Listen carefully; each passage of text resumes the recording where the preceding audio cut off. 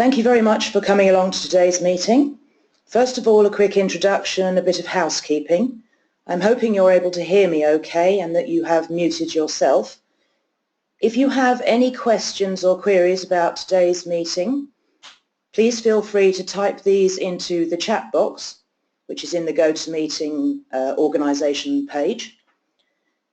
A little bit of introduction to myself. My name is Louise Wolfe and I'm a consultant here at Slimstock. Today's webinar is being recorded, and if you would like a copy of it, you will be spoken to or followed up following the meeting, and we're more than happy to make that available to you. So to let you know, we're expecting today's webinar to last around 20 to 25 minutes, and if you, as I say, if you have any questions, please feel free to type them into the chat box, and I will get to them at the end of the meeting.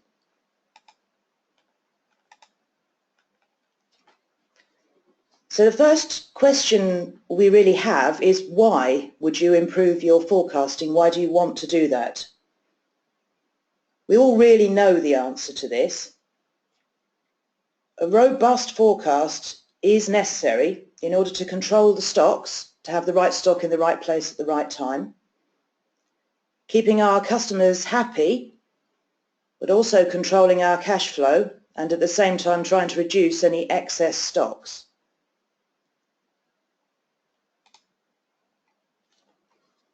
At the same time, there are a number of challenges required in order to achieve better forecasts.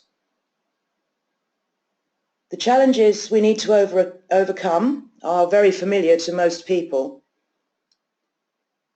Here's a scenario that you will be familiar with. It's a very time-consuming process. Often businesses have limited resources to apply to the achievement of better forecasts. There are thousands of SKUs which generate thousands of sales transactions every month. A limited number of people are involved, and often planners have very diverse roles. The phone is constantly ringing because of their queries coming in from the sales team, the warehouse, the suppliers, and there's an awful lot of pressure on people. Sometimes this pressure leads to a culture of panic, where things that are supposed to be focused upon are only really focused on the latest problem, the latest difficulty that's occurring. And therefore there can be a culture of just firefighting rather than focusing on the products that need to be planned going forwards. And the latest panic may actually be focusing on something that is even related to being a slow mover, potentially. That quite often leads to a situation where the sales and the marketing departments and the supply chain don't work together, or sometimes they even work against each other. It's critical in real terms to actually share intelligence between the departments in order to understand why there are gaps between the sales and what has been forecast. But often sales data alone is not sufficient to explain these gaps. There needs to be a collaboration between the departments. Looking at an example where some data has actually come in and there has been a spike in sales, an unexpected first sales spike. Realistically, what would the demand planner do at this stage? Is this just a one-off? Therefore, it's potentially reasonable to actually ignore that sales spike whilst calculating the forecast going forwards. But now there's been a second consecutive spike. So what does the demand planner do at this stage? Potentially this could be a new trend. Maybe there's even a new customer coming into the situation. If there isn't sufficient stocks, perhaps the forecast now needs to be amended in order to take this account. But if the sales and marketing supply chain people work together, they can understand whether this is something that is going to happen going forwards or whether it is something which could still be ignored. But in the meantime, you're getting low on your stocks, you haven't amended your forecast, but you need to speak and collaborate with the sales and marketing teams to find out why. Potentially also you haven't got enough stock on order. There are plenty of questions to be asked, and if the sales and marketing and supply chain, the planners work together, they can answer those questions. So what's the best thing to do in order to improve your forecasting and look at the situation going forwards? If you collaborate with the other departments and then try and focus on working by exception management, you can then focus your limited resources into a demand review process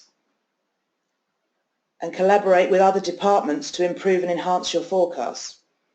That sounds very simple, but how do you actually make it happen? In this webinar, we will try and focus on the benefits that a solid demand review process could bring to your business, and importantly, what and who are involved in facilitating that. Rather than each planner looking at every SKU for 5 minutes comparing the forecast against the sales, it's much more beneficial to focus time on evaluating those SKUs where there's reason to doubt the forecast and where something exceptional has occurred. By identifying the exceptions, where sales are notably different to the forecast, we can then focus our attention on only those items which need analysis, and thereby we can make ourselves more efficient as a business. Within exceptions, subcategorising them can help you to focus on the items which provide the greatest return.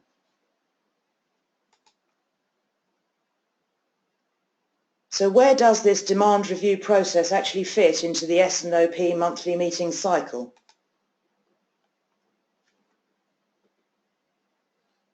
Before we turn our attention to the demand review in detail, it is worth pointing out that this is an example, and therefore it's quite possible that there are additional stages or different stages in your own processes within your own business. It may actually in your business be a slightly different process. However, let's look what demand review is actually all about.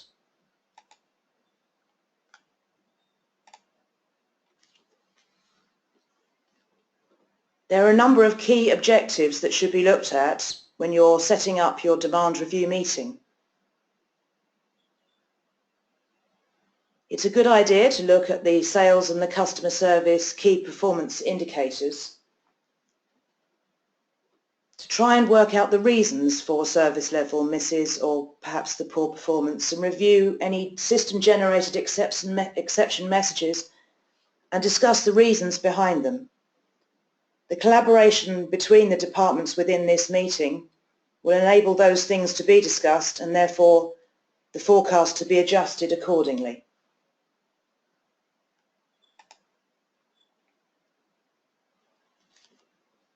The demand review process is a process which culminates in the demand review meeting, which would normally take place on a monthly basis and usually during the first week of the month.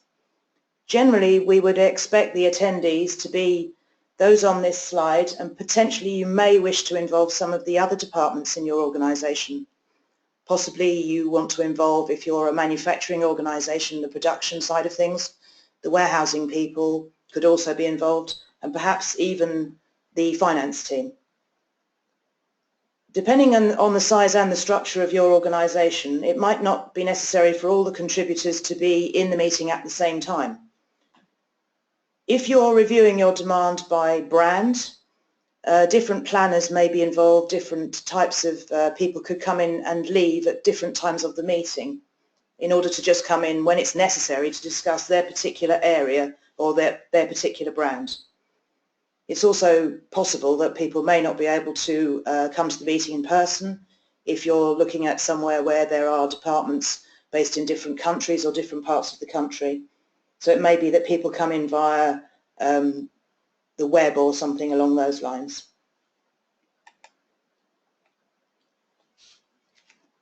In order to set the scene for a demand review meeting, it's beneficial to go through some of the KPIs to summarise how well you performed against plan last month and how that impacts the year-to-date targets. It's good practice for senior management to hold a regular KPI meeting for an in-depth review of performance and also to discuss future strategy. These KPIs are not necessarily intended to replace any other KPI discussions, but a few KPIs you could think about presenting as part of this meeting would be turnover against margin, looking at the latest view, the service rate against the on-time in full deliveries, the average and current backorder values or accuracy of your forecasts against things. KPIs could be used to praise the business on collaboration, but depending on what type of business, the indicators could be shown at a total level or more detailed group or product brand. Presenting any clear service issues may already precipitate explanations from the room for the reasons for this poor performance.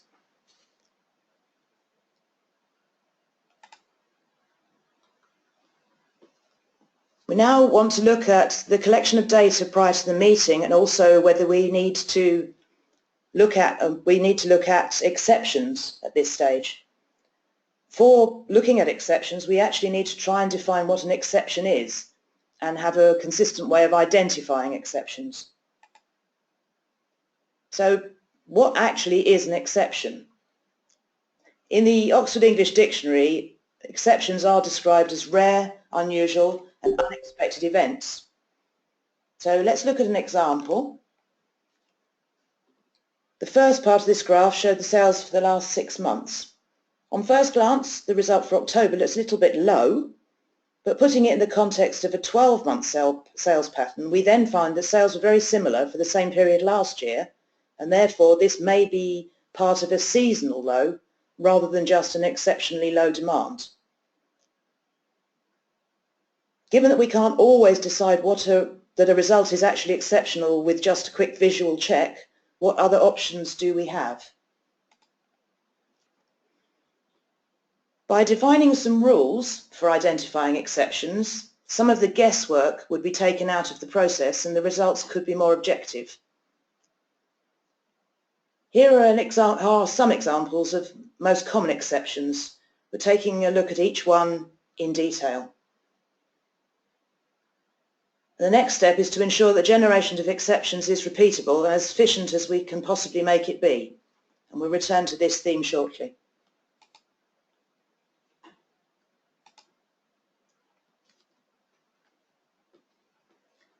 Here we have an example of a sales result which is more than 4 standard deviations away from the average which forms our forecast.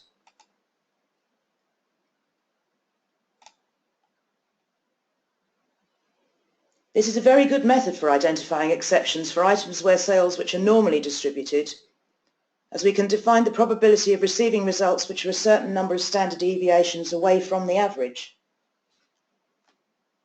The chances of actually receiving a result more than 4 standard deviations from the average would normally, in most organisations, be less than 1%.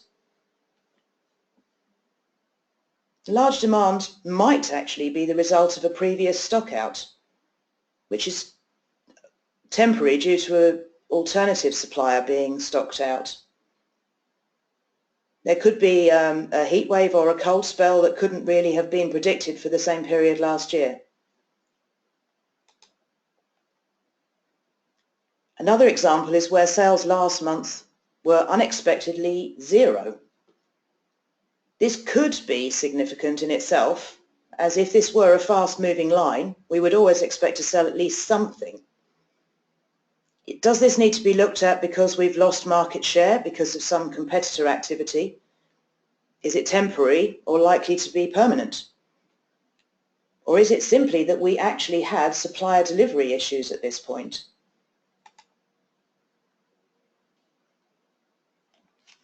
Exceptions can also be flagged on items where the actual sales have been higher or lower than the forecast by a certain predetermined percentage.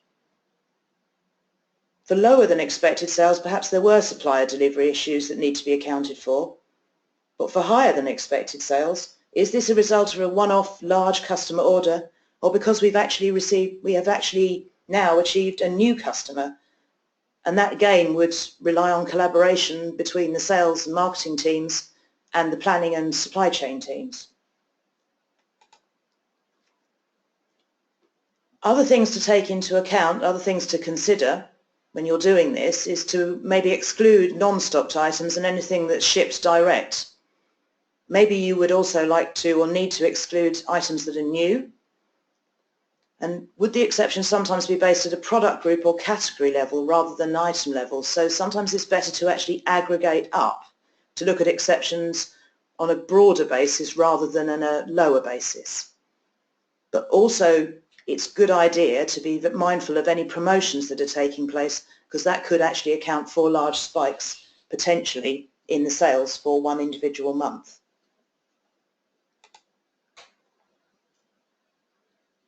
Having defined those exceptions, they need to be summarised and reviewed. As you can see from this pie chart and the table, the most important point to take into account here is that 78% of items have no exceptions and therefore really do not require our attention during this demand review meeting. As we've already said and as established, we've very limited time to deal with exceptions. So once we actually have our exception messages, we need to prioritise in some way, either by looking at them in order of importance or breaking them down into subcategories such as brand, and then also potentially by ABC analysis. So in a demand review meeting, it would be sensible to focus on reviewing all of the A-class item exceptions as an absolute minimum, and then if there is time, moving on to Bs and potentially also the C-class items.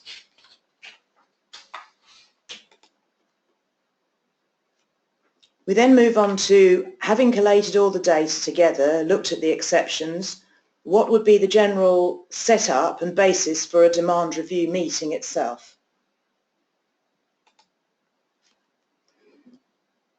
This is an example we've put together of the types of things that would be reviewed and the type of agenda that would normally take place for a monthly demand review meeting. We would always recommend, to make the meeting more efficient, that exceptions that have been identified get distributed to the team some days before the meeting in order for people to actually carry out some form of investigation in advance of it. That way the reason for the exceptions could be known, and therefore time spent during the meeting discussing them would actually be better spent collaborating on working out what levels need to be changed on the forecasts and what don't. Once these have been distributed, the meeting is taking place, the various attendees come in and review the exceptions, and then an action plan is put in place, and taking forward any unresolved issues to the next sales and operations planning meeting, but then to take the meeting to adjust the forecast based on the review of the exceptions that taken place. So as we were saying before, the monthly S&OP Meetings Cycle is normally based on the beginning of the meeting being the setup of the review of the demand, getting the right people in place in order to do that at the right time during the meeting, and then taking that forward into validating that demand, collaboration between the inventory and supply chain teams, looking at the management KPIs, and then going back to the beginning of the cycle. As I said at the beginning, this webinar has actually been recorded, so if any of you would like a copy of it, please feel free to ask. We're more than happy to answer any questions if you wish to ask those at this stage. Just like to thank you all very much for your attendance today. This webinar is one of a series that we are running. We have already done a webinar on assortment management, and that is available if any of you would like a copy of it, and please feel free to ask us for it. As I say, thank you very much for coming along today. If you have any questions, please feel free to type them into the chat box, and we look forward to seeing you again at some point in the future at one of our further webinars that we will be running. Thank you very much indeed for your time today.